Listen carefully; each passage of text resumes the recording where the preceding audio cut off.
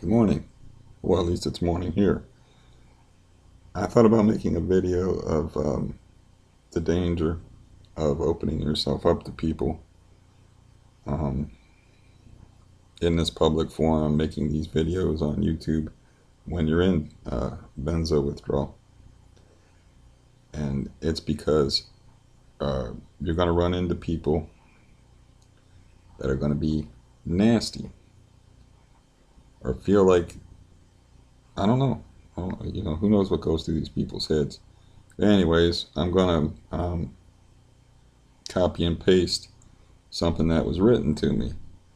And, I can't post the whole exchange, of course, and I'm going to protect everybody's names and give the person anonymity. But, I mean, if you're watching this and you read that, don't write stuff like that to people in benzo withdrawal. It's just nasty. It's an evil thing to do. Now, this person in particular has been kind of like exploring, watching these type of videos specifically because they are concerned about their own benzo use, specifically Xanax. And, they're where I was 6 months ago. They're like, this stuff seems to be very bad for a great number of people, and maybe I shouldn't be taking it. But meanwhile, this person is telling me what I should do, and then being outright abusive, talking about how he could shred my ego if he felt like it, or how, the dude doesn't even know the word straw man. He thinks he can out debate me. I mean, it's just silly. But at the same time, because I'm in benzo withdrawal and my brain isn't working right, this got under my skin. Now, before I had this problem, I used to talk to all kinds of people. And from 2003 to like 2015, like for 12 years, almost daily, debating, arguing, dealing with all kinds of people, man. I've had all kind of abuse thrown my way, but it's different when you're in benzo withdrawal because you are a fragile little chicken popped out of an egg and just staggering around blindly trying to get through the day, and it's my fault. It's my nature to always be sticking my neck out. So how can I complain about getting slapped around a couple of times? But I'm just saying, for anybody that on either side of the fence, if you're writing to somebody that has benzo issues, or if you're making these videos, man, the emotional rawness and sensitivity involved is just next level to someone going through withdrawal. And I don't know what to tell you, but if anybody that's never been through this is telling me what to do, I'm going to call them on it. And I thought I was pretty nice about it, but I'm going to post the response that I got below here, and it may seem like maybe it's what would you call it, petty? It may seem petty, or I can't think of how you would describe it, but this is supposed to be about learning. For me, it's supposed to be about learning, like, how to get through this, and how to deal with this. And I always hope that my videos have some sort of value besides self-entertainment. I don't want to be on here just because I like talking. We all know I like talking. I want there to be a point to the things that I say, even if it's, sometimes I'll try to be entertaining or whatever, but really, man, just be careful around people that are in benzo withdrawal. They need your help. They need your support. They don't need abuse. I know anybody watching this that's been through benzo withdrawal knows exactly what the fuck I'm talking about. As far as, like, even your family members will take a shit on you. emotionally. And yeah, that stuff will run around in your head for like days. It'll make you sicker. It'll make it. Yeah. So uh, there's no reason why I should let this particular individual, whatever he wrote, bother me. It's it's stupid, but that's part of benzo withdrawal, I guess. Is that kind of thing where like stuff gets in your head and the things that people say, and it's like I was never like this. Even I was never like this when I was medicated and on, um, alprazolam or Xanax at a regular dose and wasn't tapering. But once I started tapering, it's like, man, it's like you're sunburnt, and any lightest verbal touch can hurt. You know, you, if you act like this individual acted toward me, you're hurting somebody. Why are you doing it? You think you're going to help them by hurting them? Or by like putting stuff in their brain that's going to run around in there. All they got to do is they got to get their system back to some kind of normalcy. That's all that anybody going through benzo withdrawal can do.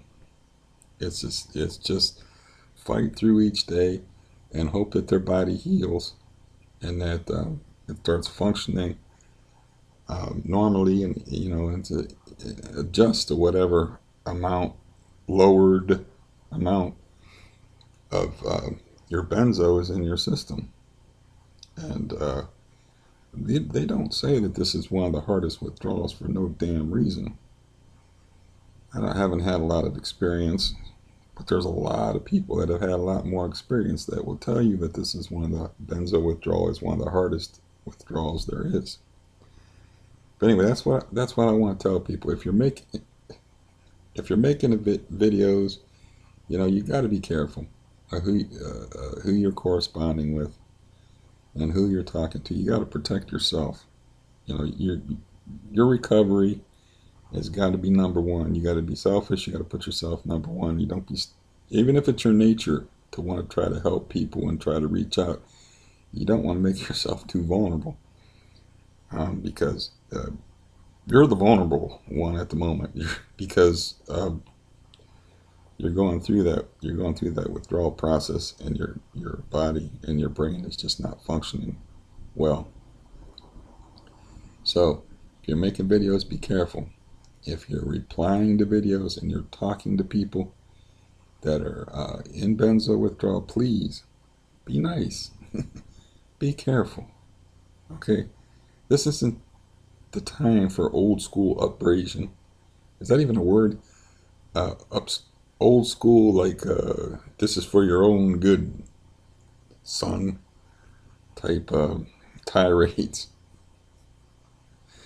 So yeah, I'm going to post that below, and I'm going to post my response. And I was thinking about it, and I was like, well, this guy's got issues. Nope, I gave away the gender.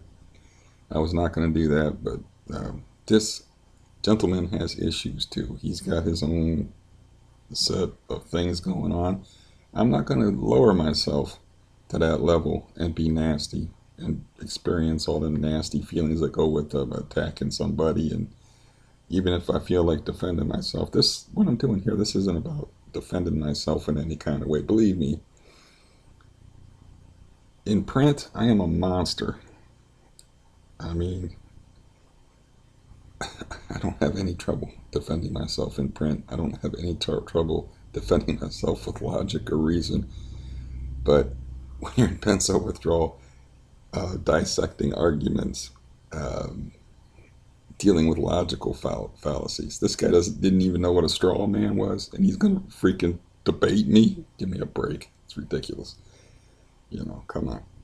Uh, I'm a big leaguer, period, when it comes to that stuff. This is not me bragging. This is me being honest. There's really not much to brag about if you're crippled up and you're sitting on a computer for 10 years. You're debating with people daily, and a lot of those people are highly educated individuals, and a lot of those people are debate people that did this stuff in high school through college. The guy that taught me the most was a Danish kid that was in some kind of postgraduate thing, but he was 27 years old and he had Asperger's, you know, literal Asperger's.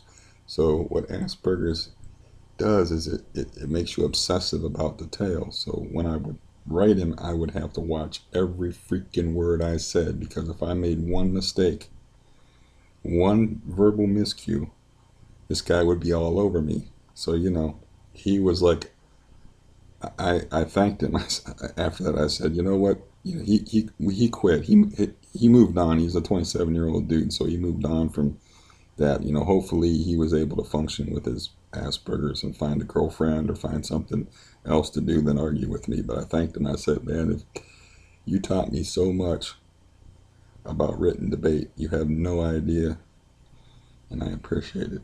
But back to the central points, just to hammer in those central points. If you're making Benzo videos, guard your emotions, guard yourself, be careful, be nice to people, don't stick your neck out too far, because you are vulnerable if you're responding to people on Benzo videos. Just be nice.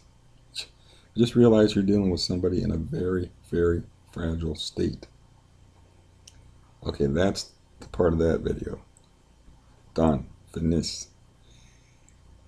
Whatever. Finished. I was trying to be French there for a minute or whatever, but I thought it would be amusing since I was talking in the last video I did about the machete that I wielded, and the stuff that is just killing me right now. I got it in a plastic bag, but man, does it smell horrible.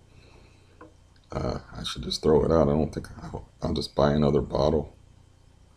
But yeah, it's been torturing me this whole time because it's sitting on the arm of this chair right here. But we'll do that one first so I can get it away from me. But I got it in a plastic bag and it still reeks. But this is the stuff that I'll take it out of the bag, that I was going to put under the squatter's door. And you know, it sprays like a stream. So, you know, put it underneath the door and just spray the whole bottle inside their apartment when they're not home, in order to make the place uninhabitable. And then I made that joke yesterday about when I actually went in there, it stunk so bad that the liquid ass might be an improvement. But this is what this nasty stuff looks like. See if you can see that. I don't know. I'm terrible with the lighting, and I'm not. Anyways, it was a bottle about this big. I don't know if you can read that. It has a guy in there with a horrible expression, maybe a gas mask on his face. But man, it smells like garbage and shit mixed, like rotten garbage and shit.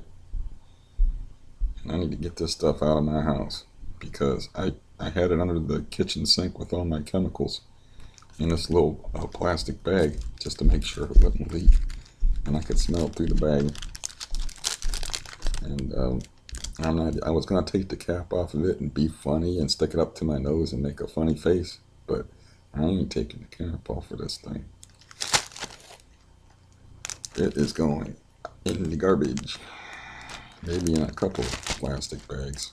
Anyway, so that's the stuff I was going to put under their door, called liquid ass. Now the machete is an unusual type of machete. I know when I talked about, you know, confronting a 25-year-old dude and the main squatter woman with a machete, you know, because I don't walk too good. I can't fight nobody. I'm having trouble walking. The machete is an unusual type of machete because it's like half axe and half machete. It's called a bolo machete, and I have it right here. And, you know, when I say machete, you're probably thinking Jason, Friday the 13th machete, you know, just look like a big knife. But this thing is a little different. Okay, it's like part axe, and it's called a bolo machete. But this is what it weighs about as much as a little league baseball bat, I think, I would say. I don't know what to put it at, but yeah, it's a pretty wicked weapon. And this long handle in it, and you know, she knew what it was because she told the cops that I threatened to chop somebody's head off with it, which I never did. All I said, I was sitting there, I had it because I'm an infirm person, can barely walk, and I'm not confronting drug dealers without a weapon. And so I had it, and I was just holding it there and talking to them, and they were just talking to me in the old kind of way, so I slammed it against the wall. And, told them, you don't know who you're fucking with. And I don't really remember what I said after that. I think I talked to my neighbor who happened to be in the hallway, and he said, you didn't say much else besides that, So I guess that's why the cops didn't confiscate it and take it off of me, is because they believed that I didn't make any actual threat with it, that I just carried it out there. And I was in shorts, and they could see my withered, emaciated legs, and they were like, yeah, his story's adding up. I even pointed out my legs and said, look at my legs. I can't go out there and confront no 25-year-old kid, 25-year-old dude. I mean, I was like a 10-year-old girl could push me over. I'm not going out there without a weapon. So, anyways, this video is long enough. But yeah. So, I don't think I need to be any more redundant than I already have. And so, have a good day. And I continue to learn as I go through this process, and the learning isn't always pleasant, but it is a learning process. And you'll be hearing from me in a few days. Thank you for listening.